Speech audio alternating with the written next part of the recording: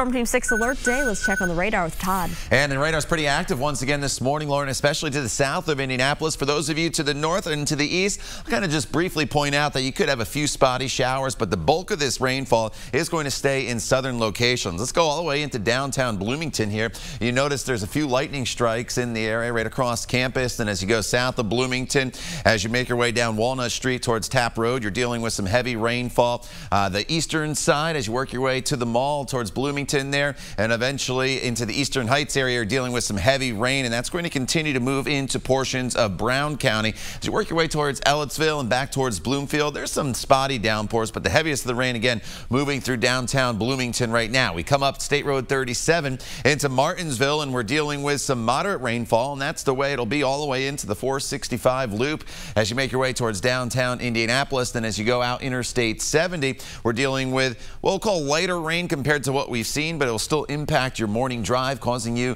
to have to slow down on the roadways. Windshield wipers will definitely be going. And then there's another batch of very heavy rain in Illinois, and that is going to start to make its way into central Indiana as well. As this band of heavy rain extends, you can see a couple hundred miles off towards the west, even into Springfield. So getting a little concerned, especially south of Indianapolis, for some flooding concerns. And the National Weather Service has added some counties to these flood warnings, extended them east into the Bloomfield area, up into the Spencer area as well. And I would not be shocked here throughout the course of the next few hours if Morgan County, Monroe County, even into Brown and Lawrence County get added to these flood warnings as well. So that's a little bit of a concern for us here this morning, as this rainfall is really going to start to add up. We had a lot yesterday.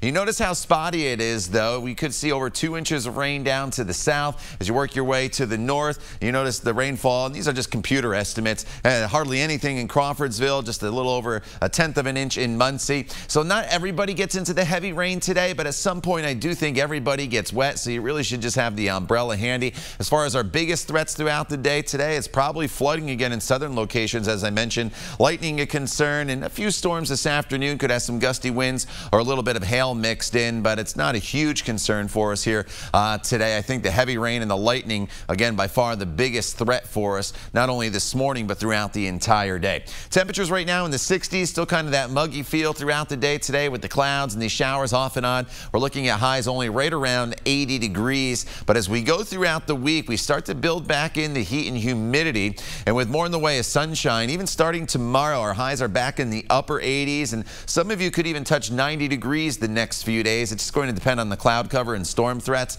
As far as dry days, it looks at this point Wednesday and Friday are completely dry. But today is definitely the wettest day in our 7-day planning forecast. At 5:50, let's get you updated.